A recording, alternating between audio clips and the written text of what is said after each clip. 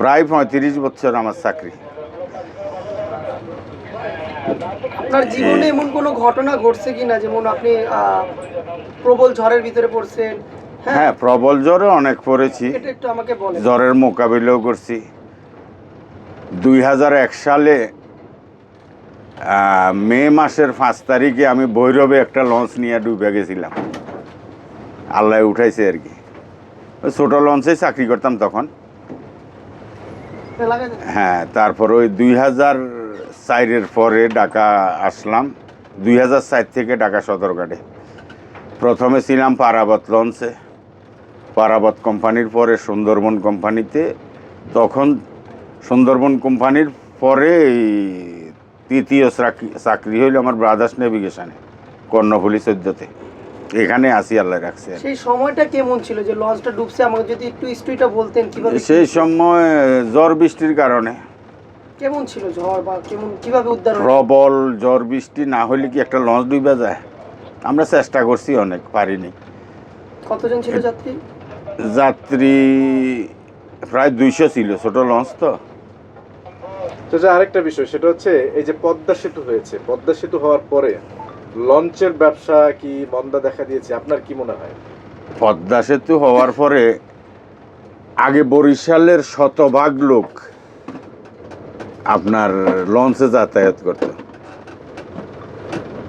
এখন তার 70% কমে গেছে। এরা পদ্মা সেতু দিয়ে যায়, আর 30% লোক আছে যার ধরুন লঞ্চও এখন কম চলে। আগে ৭-৮টা লঞ্চ এট এ টাইম ছাড়তো, এখন দৈনিক 2টা লঞ্চ যায়, তাও আগের মতো প্যাসেঞ্জার নাই। এই যে লঞ্চ ব্যবসা, তার মানে এক ধরনের মন্দা ভাব চলতেছে। হ্যাঁ, মন্দা ভাব। তো এর ফলে যারা লঞ্চের মালিক রয়েছেন তাদের আসলে পরিকল্পনাটা কি? এভাবে তারা লোকসান দিয়ে, আমরা একটু আগে গ্রিন লাইন লঞ্চ দিয়ে ভোলায় আসলাম, তারা বললেন যে প্রতিদিনই প্রায় সময় তাদের লোকসানের সম্মুখীন হতে হয়। এটা কি আপনাদের বেলাও বা অন্যান্য লঞ্চগুলোরও যদি এরকম অবস্থা? হ্যাঁ, আমাদের কোম্পানি বড়, আমাদের কোম্পানির 7-8টা লঞ্চ চলে, 8-9টা লঞ্চ চলে। একটাতে লস হয়, একটাতে লাভ হয়।